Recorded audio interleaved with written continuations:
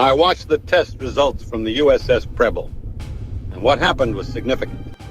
The Helios system, that's high-energy laser with integrated optical dazzler and surveillance, finally hit its full 60-plus kilowatt power output.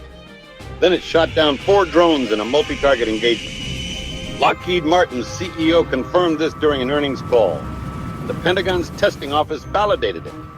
This matters because Navy ships in the Red Sea have been facing exactly this scenario, multiple drones coming in at once from Houthi rebels. Here's where this gets interesting. The Navy just launched Songbao W, a $29.9 million project to build a 400-kilowatt laser by combining 8 50-kilowatt emitters. That's nearly 7 times more powerful than Helios. And they're developing AI-assisted targeting with the Naval Postgraduate School to remove human limitations when tracking drone swarms. What I'm seeing is a clear progression. Prove the 60-kilowatt system works on multiple targets, then scale up to handle cruise missiles and hypersonic threats. The physics works. Now they're industrializing it.